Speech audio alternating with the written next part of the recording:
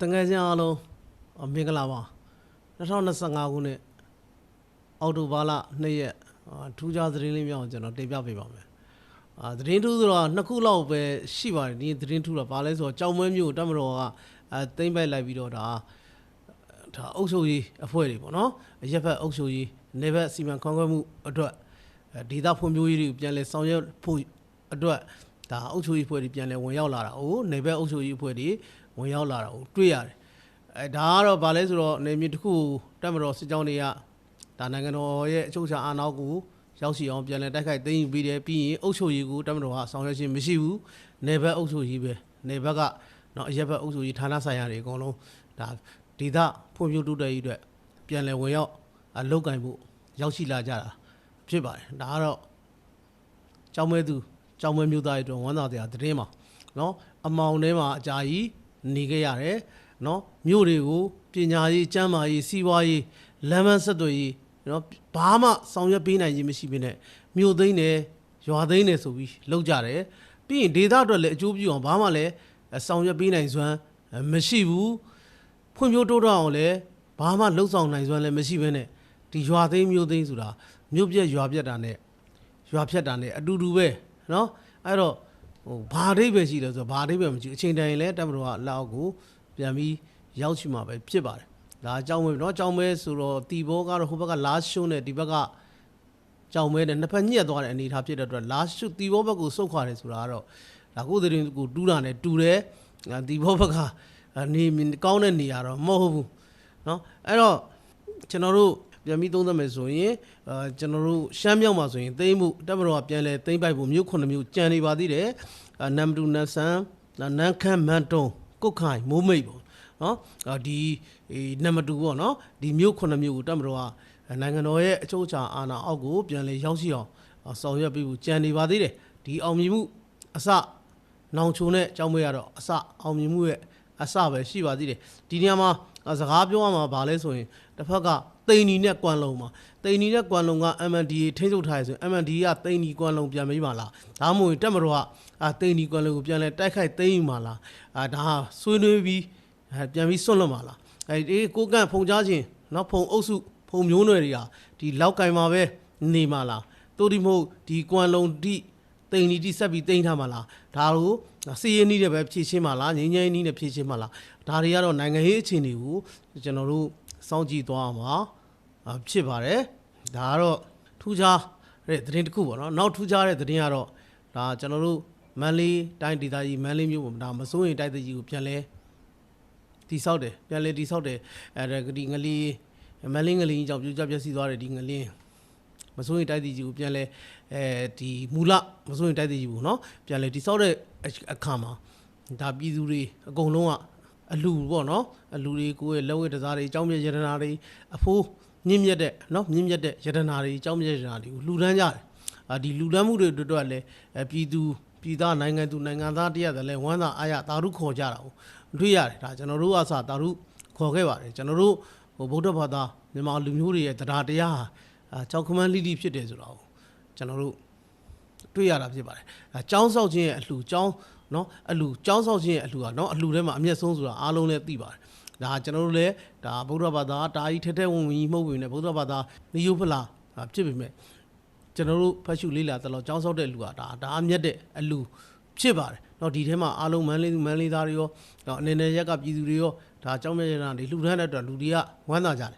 ်ဒီလိုအချိန်မှာဟိုဘက်က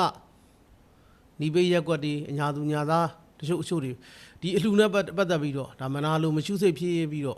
ဗုဒ္ဓဖျားရှင်ကိုလှူမဲ့အလှူနော်ကျောင်းကိုလှူတဲ့အလှူကိုတော့မနာလိုမရှိစိတ်ဖြစ်ပြီးတော့စေယုံဆောက်လိုက်ပါလားကျောင်းဆောက်လိုက်ပါလားဒါမတူဘူးလေကျောင်းဆောက်ခြင်းလှူခြင်းကျောင်းနော်စာသင်ကျောင်းဆောက်လို့ရင်စာသင်ကျောင်းဆောက်လို့မှာပေါ့စေယုံလှူခြင်းစေယုံဆောက်လို့မှာပေါ့နော်ဒါနော်ဗုဒ္ဓဘုရားရှင်တိကသုံးပုံထိမ့်သိမ့်မဲ့ကျောင်းဆောက်ပြီးတော့လှူတာဖြစ်တယ်အဲ့လှူတဲ့ကိုပါဝင်တာဖြစ်တယ်လူဆိုတာသူ့စေတနာတရားတရားရှိတဲ့နေရာကိုလှူတာလေတရားတရားရှိတဲ့နေရာကိုလှူတာဖြစ်တဲ့အတွက်ခင်ဗျားတို့ညီပိတ်တွေညီပိန်းတွေဒါအများကြီးတွေ့ရပါတယ်နော်ဟိုအမှုပညာရှင်လို့ဘာလို့လူရှင်တော်လို့ဟာသားကလို့ကောင်းလဲအမှ line ပေါ်မှာပြောနေတာတွေ့တယ်အဲ့တော့ဒီကောင်တွေကဘလို့စိတ်ထားနေနဲ့ပြောလဲမသိဘူးနော်ဒါနဲ့ကျွန်တော်ကသူတို့မဝေမှန်းကြီးဘူးသူတို့ကသူကသူငရဲသွားမှာ သူတို့လမ်းသူတို့ရှိပြီးသားအခုလဲခင်ဗျာလောကအမုန်းတရားတွေနဲ့လောကငရေလောကငရေလောကီငရေကိုသူတို့ရနေတာဒီအမုန်းတရားတွေကြောင့်ပဲအိုးပြမိဘစစ်ဆုံးခွာရတယ်ထွက်ပြေးရတယ်နော်ဒီအမုန်းတရားတွေကြောင့်ပဲနော်သူတို့အခုအကုသိုလ်တွေရနေတယ်အခုလဲဒီဗုဒ္ဓဘာသာမြန်မာတိုင်းသားတွေရဲ့အလှနော်မန်လေးမြို့သူမြို့သားတွေရဲ့အလှကိုဝိုင်းပြီးတော့ဖောင်းထုနေကြတာလိုင်းပေါ်မှာမြင်မကောင်းရှုမကောင်းဒါတွေကအင်မတန်ပြောမယ်ဆိုရင်တော့ကျွန်တော်တို့အနေနဲ့ပြောမယ်ဆိုတော့ဘလို့မှကြည့်လို့မရဘူးဗျာတော်တော်နှိမ့်ကြတဲ့စိတ်ဘလို့လူတွေလဲလို့တော့ပြောလို့မရဘူးမသုံးသက်ချင်ဘူးနော်ထူးခြားသတင်းနှစ်ခုအနေနဲ့ဒီနေ့ဒီနှစ်ခုပဲတွေ့ရပါတယ်ဒီစစ်မျက်နှာတွေစီးရေးသတင်းတွေကိုပြန်ကြည့်မယ်ဆိုတော့စီးရေးသတင်းတွေကတော့လာအဖက်ကတက်မတော်ကထိုးစစ်ဆင်နေရအောင်တောင်းကျမ်းသူတွေအနေနဲ့ဟန်ထားနိုင်ဆိုတာမရှိတဲ့နေရာကိုတွေ့ရဒါနဲ့တစ်ခုသတင်းတစ်ခုကျွန်တော်ပြောပါမယ်ခေါင်လန်ဘူးပေါ့နော်ဒေတာဒါလာရီစင်စကန်ကိုထိုးစစ်ဆင်နေတဲ့ဒါတက်မတော်စစ်ကြောင်းနေနဲ့ရဝမ်ပြည်သူစစ်တွေပေါ့နော်ရဝမ်ပြည်သူစစ်ဖွဲ့တွေကဒီမှာပြည်နယ်ထိုးစစ်ဆင်တိုက်ခိုက်နေတယ်အဲ့မှာဒဏ်ရာရထားတဲ့စစ်သည်တွေရှိတယ်အဲ့စစ်သည်တွေကိုပြန်လဲဆွတ်ထုတ်ဖို့ဆိုတာလေချောင်းသုံးပါရအောင်နော်ယာသီဥအခြေအနေကြည့်ပြီးတော့လေချောင်းနဲ့ဆွဲထုတ်ရတာဖြစ်တယ်နော်အဲ့လူနာတွေကိုဆွဲထုတ်ဖို့ကအလွန်ခက်ခဲနေတဲ့အတွက်ကျွန်တော်ချီသတင်းပေးဖို့ပါတယ်သူတို့လွန်ခက်ခဲနေပါတယ်ဒီလူနာတွေကိုဆွဲထုတ်ပေးပါဆိုပြီးတော့ဒါပြောထားတာလေးရှိတယ်ဒါကတော့တမတော်နဲ့ဆိုင်တဲ့ကိစ္စပေါ့နော်တမတော်ကြီးကြီးတွေသူကသူစီမံဆောင်ရွက်သွားလိမ့်မယ်လို့ကျွန်တော်ကထင်မြင်သုံးသပ်ပါတယ်နောက်တစ်ခုကတော့ဒါပြောချင်တာကတော့မိုးကုတ်ပေါ့နော်မိုးကုတ်သတင်းကလည်းဒါမိုးကုတ်ကလည်းကြောက်ပဲလို့ပဲရှေ့စင်နောက်တင်တိတ်မကြဘူးလို့ကျွန်တော်ကထင်ပါတယ်နော်ဘာဖြစ်လို့လဲဆိုတော့ဒီTL တောင်းကျမ်းသူတွေအထာကိုလည်းတက်မတော်ကောင်းကောင်းသိနေငယ်နိုင်လို့ဖြစ်သွားပြီနော်ပြန်ပြီးတော့တောက်လျှောက်မြို့တွေကတစ်မျိုးပြီးတစ်မျိုးပြန်ပြီးသိမ်းတော့မှဖြစ်ပါတယ်ဒါတော့စေးချင်နေပါစေးချင်နေပါနောက်တစ်စေးချင်နေကတော့ဒီ 4K ဘောပေါင်းတော့ 4K မျိုးရဲ့3ပုံ2ပုံလောက်ကိုတက်မတော်ကထိန်းချုပ်ထားလိုက်ပြီဆိုလို့သိရပါတယ်ဘာဖြစ်ပါလေချောင်းတိုက်ခိုက်မှုတွေလည်းဇက်တိုက်ဆောင်ရွက်နေတယ်အဲ့တော့စေးချင်နေရတော့ကျွန်တော်မပြောချင်ဘာဖြစ်လို့ဆိုတော့စေးချင်နေကတက်မတော်ရဲ့ထိုးစစ်တွေကပြင်းထန်တဲ့အတွက်တောင်းကျမ်းသူတွေခုခံနိုင်တော့မရှိတော့ကျွန်တော်တွေ့ရပါတယ်နောက်တစ်ခုဂျားထဲမှာဖြတ်ပြီးပြောချင်တာစကိုင်းနဲ့ရွှေဘူလမ်းပေါ်မှာရှိတဲ့ဘန်ကားတွေမိုင်းတွေအခုထိရှင်းလင်းနိုင်ခြင်းမရှိသေးတာကိုကျွန်တော်တို့တွေ့ရပါတယ်ဒီစကိုင်းနဲ့ရွှေဘူဆိုတာဒီမန်လေးကနေဇရာကြီးကူနာနဲ့စကိုင်းရောက်တဲ့စကိုင်းကနေဟိုဘက်ကူတော့ရွှေဘူသွားရင်လမ်းကြောင်းတစ်လျှောက်ဆိုတာဒါအဝေးမဟုတ်ပါဘူးလမ်းမဆက်သွေးခက်ခဲတဲ့နေရာလည်းမဟုတ်ဘူးအဲ့ဒီနေရာမျိုးကိုဘာကြောင့်မရှင်းလင်းနိုင်တာလဲဆိုတာကျွန်တော်တို့ကဒါအအောင်မင်းသက်မိတယ်နော်ဒီနေရာတွေကရှင်းသိပြီဒီကာလမှာအရင်တော့မလုပ်ခဲ့တာအကြောင်းမျိုးကြောင့်ကျွန်တော်မပြောလို့မလဲအခုလိုအနေထားမျိုးအခုလိုအင်အားမျိုးနဲ့မရှင်းဘူးဆိုတာတော့ကျွန်တော်တို့နည်းနည်းကျွန်တော်တို့တခုခုလွဲနေပြီလို့ကျွန်တော်တို့ကတော့ထင်မြင်သုံးသပ်ပါတယ်နောက်ဆုံးသတင်းကတော့ဒါပါတီနိုင်ငံရေးသတင်းမှာမကြခင်ရွေးကောက်ပွဲကြီးကိုကျင်းပတော့မယ်ဒီဇင်ဘာလ20ရက်နေ့မှာကျင်းပမယ်ဒီဇင်ဘာလနော်ဒီ2025ခုနှစ်မှာကျင်းပမယ်ပထမသုတ်ဒုတိယသုတ်တတိယသုတ်ကျင်းပမယ်ကျင်းပပြီးရင်ဒါပြည်သူလူထုရွေးချယ်တင်မြှောက်တဲ့အစိုးရတစ်ခုတက်လာမှာပေါ့နော်ဒါကတော့အားလုံးသိပြီးသားပေါ့တော့ဒီရွေးကောက်ပွဲကိုဖျက်လို့ဖျက်စီးလုပ်ရှင်တဲ့ကောင်တွေကလည်း line ပေါ်မှာ on နေတဲ့ကောင်တွေကြီးပြေးတွေကလည်းအများကြီးရှိတာပေါ့ဒါလည်းမြေပြင်မှာတော့အားလုံးကတော့ပြည်သူတရက်လုံးကတော့